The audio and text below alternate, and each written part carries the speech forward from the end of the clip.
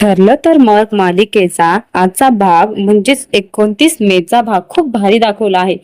प्रियाने लिहिलेले पत्र घेऊन पोस्टमन आता सुभेदारांच्या घरी आलेला आहे आणि त्याने पोस्टमन म्हणून आवाज दिला आहे।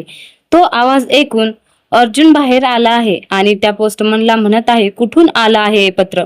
पोस्टमन अर्जुनला म्हणतो, जेलमधून आला आहे, जेलमधून पत्र आला आहे। पोस्टमन हे सांगितल्यानंतर अर्जुन जरा विचारात पडतो। अर्जुन विचार करतो की जेलमधून कोणी पत्र पाठवत असेल, महिपत तर सुटला आहे, नक्की हे प्रियाचं काम असेल असं त्याला वाटत आहे।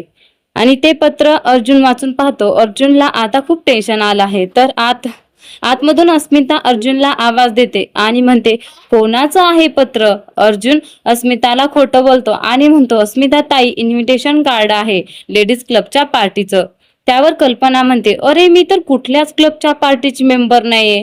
अर्जुन कल्पनाला म्हणतो, अगं तुझ्या एखाद्या मैत्रिणीनं पाठवलं असेल। अर्जुन विषय टाळतो आणि कल्पनाला म्हणतो, तू माझ्या बायकोला जेवायला वाढलं आहेस का नाही? अर्जुन चैतन्य आणि अश्विनला डेकोरेशन करण्याच्या निमित्ताने बाहेर बोलावून घेतो। अर्जुन अश्विनला म्हणतो, काय झालं आहे दादा? अर्जुन बोलतो, जेलमधून पत्र आलं आहे, प्रिया मम्माला पत्र पाठवत आहे। अश्विन अर्जुनला म्हणतो, काय लिहिलं आहे त्यामध्ये? अर्जुन म्हणतो, प्रियाने मम्माला हे सांगण्यासाठी पत्र लिहिलं आहे की ती प्रेग्नेंट आहे।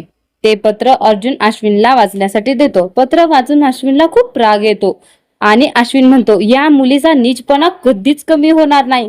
तिला माहिती होतं आपण ही न्यूज मम्माला कधीच सांगणार नाही, त्यामुळे ती आता मम्मापर्यंत ही बातमी पोहोचवण्याचा प्रयत्न करत आहे। कारण प्रियाला माहित आहे मम्मा किती हळवी आहे। मम्माला हे कळल्यानंतर शांत बसणार नाही आणि प्रियाला सोडण्यासाठी तुझ्याकडे हात जोडेल।